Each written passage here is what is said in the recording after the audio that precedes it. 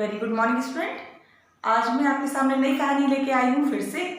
तो सुनते हैं, समझते हैं। उससे पहले क्वेश्चन, सपोज हमारा बर्थडे होता है और हम अपने फ्रेंड्स को बुलाते हैं तो वो हमें गिफ्ट देते हैं। नॉर्मल यही ट्रेंड चला आ रहा है। और फिर उसका बर्थडे होता है तो हम उसको जो उसने गिफ्ट दिया होता है उससे थोड़ा महंगा गिफ्ट उसको देते हैं, या फिर हम किसी को गिफ्ट देते हैं तो वो हमें रिटर्न में उससे अच्छा गिफ्ट देता है। मीन्स हम लोग उसको गिफ्ट के से ज़्यादा कीमत के काम कर देते हैं। मीन्स जो जैसा करता है उसके साथ हम लोग वैसा ही रिपीट कर देते हैं। सपोज कोई ने आपको गिफ्ट दिया, आपने उसको गिफ्ट दे दिया। किसी ने आपको खाना खिलाया, आपने उसको खाना खिला दिया। अगर कोई आपकी ज़िंदगी बचा लेता है, आप बिल्कुल आपका प्रॉब्लम ऐसी है कि आपकी ज़िंदगी जाने वाली है, खतरे में है, और जब आपकी लाइफ को कोई सेव कर देता है या आप बचा लेता है, तब आप उसका क्या करोगे? आप उसको किस तरह से, एक सिंपैथी आपको पोएम भी बताई थी मैंने इंग्लिश में, कि एक बार क्या होता है कि मैं परेशान हूँ तो लोग मुझे रुपए दे देंगे। तो आज मैं परेशान हूँ रुपए को लेके, तो मैं उन रुपए को इकट्ठा करके या कहीं से कलेक्शन करके, या मेरे पास जब कभी रुपए आ जाएंगे तो मैं उनको रिटर्न कर दूंगी, ये तरीका। लेकिन जब कभी मेरी तबीयत खराब हो जाती है या हो गई हो, या मैं बहुत परेशान हूँ, मतलब अपनी तबीयत को लेके, उस टाइम जो हेल्प होती है या कोई हमारी सेवा करता है, सर दर्द हो रहा है तो आपका सर दबा देगा, या आपकी दवाइयाँ लाना, आपका खाना पीना उठना बैठना सब बंद है, तो वो कैसे आपकी बिल्कुल दिन रात सेवा कर रहा है, तब आप उसका रिटर्न नहीं दे पाओगे। आप 24 घंटे भी उसे थैंक यू बोलेगे तो आपको फिर भी लगेगा मैं इसका ये कैसे वापस करूँ। इसको बोलते सहानुभूति, क्योंकि रुपए पैसा आता जाता है, लेकिन अगर मन में भावनाएं हैं तो हम लोग उसको रिटर्न नहीं कर पाते हैं। उसी को एक तरह से हम आज समझेंगे राजा और भिक्षुक के लिए। सपोज चलिए एक बिना किताब की पढ़ा देती हूँ, समझा देती हूँ स्टोरी। एक राजा है, ओके। वो कहीं अचानक से जैसे कभी जाते हैं अकेले, पुराने जमाने में राजा शिकार खेलने अकेले भी निकल जाते थे। वो अपने घोड़े के साथ में जा रहा था, ऐसे नॉर्मली, मतलब उसको किसी के साथ की जरूरत नहीं थी उस दिन, लेकिन वो रास्ता भटक गया, क्योंकि राजा नॉर्मली वो अपने सेनापतियों के साथ जाते हैं, ऐसा मतलब वो अपने हिसाब से रोड भूल गया। अब उसे प्यास लगी बहुत तेज। कभी कभी ऐसा होता है ना, हमें भी बहुत तेज प्यास लगती है, तो कैसे कोई भी कहीं कहीं का पानी वैसे हम अपना रखते हैं या कहीं फिर बॉटल खरीद लेते हैं, मतलब मार्केट अवेलेबल है, लेकिन यहाँ जंगल में नहीं है। तो वो क्या किया उसने, पानी प्यास लगी, उसे बहुत परेशान हुआ, उसे बहुत इधर उधर ढूंढा उसके अपने घोड़े को लेके, उसे पानी में कहीं नजर नहीं आया। फिर उसने पास में जब कुआं देखा, कुएं के पास गया, तो उसने जो उसका घोड़ा था, एक रस्सी थी उसके पास, रस्सी से मतलब ये समझ लीजिए कि उसके पास पगड़ी थी।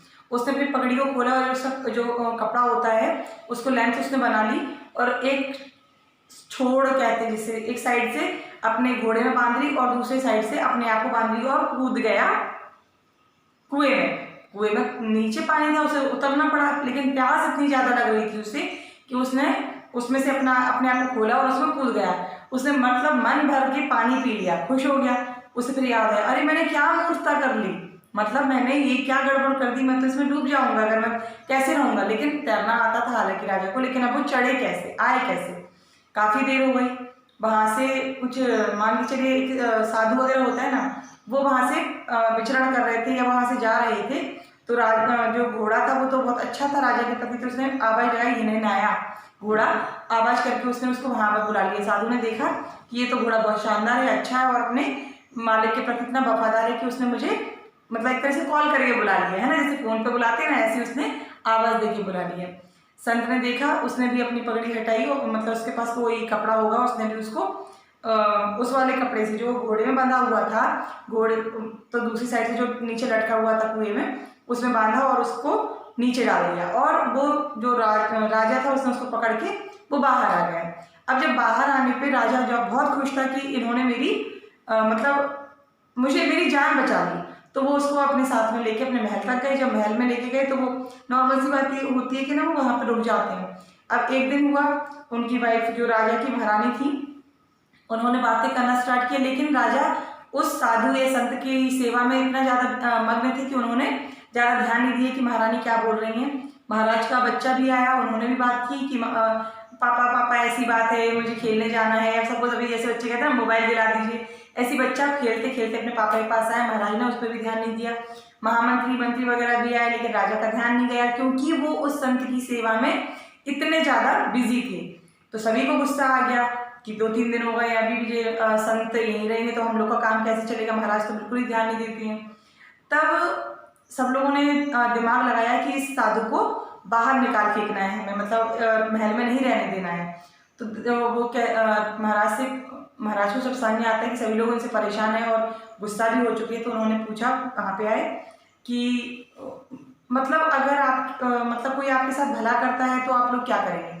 तो सभी का आंसर था कि हम लोग भी उसके साथ भला ही करेंगे। तो उन्होंने कहा अगर कोई आपके प्राणों को बचा लेता है, आपकी जान बचा लेता है, तब आप क्या करेंगे।